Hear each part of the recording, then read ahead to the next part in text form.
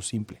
Bueno, regresando al tema de Segalmex, Fátima Monterrosa es reportera del noticiero Un Punto, que tengo el gusto de conducir todas las noches en Las Estrellas. Querida Fátima, escuchaba al presidente hablar sobre Segalmex y las detenciones que se han hecho. Me parece que ahí falta un nombre muy importante, que es el de la persona que pues encabezó Segalmex. Antes con Asupo también estuvo donde se presentaban varias irregularidades, Ignacio Valle. Así es, mi querido Enrique, muy buenas tardes a ti y a tu auditorio. Pues resulta que Ignacio Valle, quien coordinó Segalmex, hay que recordar que era Conasupo anteriormente. Sí. Él durante el gobierno de Carlos Salinas de Gortari fue director de Conasupo. Llega el gobierno de Andrés Manuel López Obrador y convierte a Conasupo en Segalmex y nombra a Ignacio Ovalle. Ignacio Ovalle lleva a todos sus colaboradores, los que están implicados en este enorme millonario desvío de recursos, 9.500 millones de pesos, Enrique, aunque la Auditoría Superior de la Federación dice que se han aclarado y recuperado 4.700 millones de pesos, o sea, el 50%, pero no ha dicho la Secretaría de la Función cuánto han devuelto del dinero desviado, cómo se ha aclarado, cómo se justificaron estos recursos. Creo que hay una opacidad tremenda en estas cuentas que están presentando el día de hoy. Además, hay una cosa que te comento y una cuestión que hice una investigación. De las 26 personas que mencionan que se encuentran vinculadas a proceso, 9 son servidores públicos y 17 particulares. Así lo dijo el director de la auditoría. Pero no dijo que de los 26, solo 10 están en prisión preventiva. Es decir, solo 10 están en la cárcel. Hay 11 que tienen medidas cautelares, es decir, están fuera de prisión, siguen el proceso y solamente van a firmar a los juzgados. Y 5 se encuentran con criterios de oportunidad, es decir, se prestaron para colaborar con las autoridades, devolvieron el recurso desviado, pero siguen el proceso penal. Y la persona que está detenida en Argentina, pues no está en ninguna cárcel. O sea, la persona está en un proceso y que todavía no la pueden regresar al país. Son cosas que no se han dicho, Enrique, que de estos 26 procesos, solo 10 personas están en la cárcel y Ignacio Valle, fue director de Segalmex, no tiene ni un proceso en su contra. Entonces, la auditoría no ha aclarado absolutamente nada. ¿Qué ha pasado con estos 2.700 millones de pesos que dice que hay un presunto daño patrimonial denunciado ante la Fiscalía General de la República y ante el Tribunal Judicial Administrativo? Sí. ¿Qué montos, además de los que estamos hablando? O sea, 2.000 millones de pesos, 9.000 millones de pesos. Déjame hacer una breve pausa, Fátima, y te quiero preguntar sobre el trabajo periodístico que hiciste durante tantos años sobre Segalmex. Volvemos en tiempo real.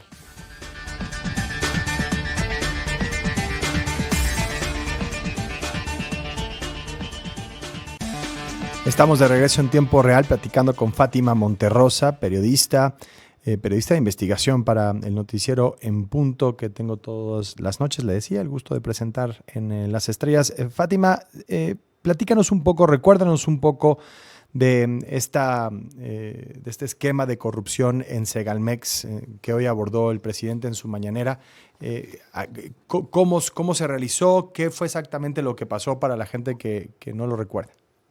Mira, Enrique, pues el presidente revivió lo que fue Conasupo. Hay que primero poner en contexto, Conasupo había desaparecido sus funciones, solamente se encontraba Liconza y Diconsa. Liconza que compraba la leche a los productores y Diconsa que tenía las tiendas en las comunidades rurales para dar pues un precio más barato la canasta básica a las comunidades más necesitadas.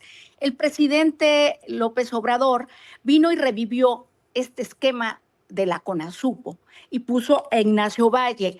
Ignacio Valle llevó a varios de los directivos que son priistas, panistas, que durante muchos años participaron con él, empezaron a hacer compras de productos para las canastas básicas, para estas tiendas rurales, pero resulta que no compraron muchos productos, hicieron contratos con empresas fantasma para decir que prestaban servicios. Nunca llegabas a una tienda y no encontrabas estos productos o eran productos de mala calidad o en algunas cuestiones productos comprados a un precio el triple, cuando no debería ser así.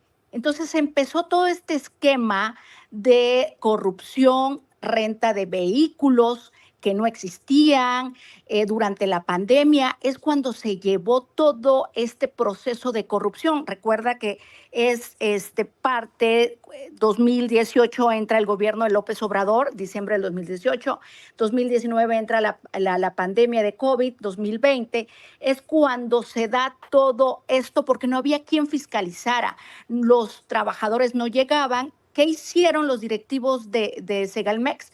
Contratar empresas de outsourcing donde presuntamente contrataban a decenas de trabajadores que no existían y empezaron a hacer la firma de estos contratos, por ejemplo, la compra de azúcar, de leche, de carne, de costales de mala calidad, donde se iban a embolsar el maíz que compraban a los ejidatarios en los estados de Chiapas y Guerrero, y que este maíz lo iban a comprar a través del precio de garantía. Esto era un buen programa, Enrique, donde el gobierno se comprometía a comprar a los campesinos su producción de maíz en un buen precio y evitar que los coyotes llegaran, ¿no? ¿Qué pasaba? Nunca les pagaron a tiempo y el maíz que se logró comprar los pusieron en patios al aire libre, llegó la lluvia, se pudrieron toneladas de maíz. Nosotros visitamos en Chiapas y en Guerrero varios de estos lugares. Sí, me acuerdo de las imágenes en los reportajes que presentaste en Punto. Así es, y la gente, por ejemplo, los tortilleros, las organizaciones le pedían a Segalmex que les vendieran ese maíz en lugar que se estuviera pudriendo. No lo hicieron, a pesar de que el precio del maíz estaba caro y hubo una inflación y se subió el precio de la tortilla. Dejaron podrir toneladas de maíz y eso todavía no lo han aclarado. ¿Qué ha pasado?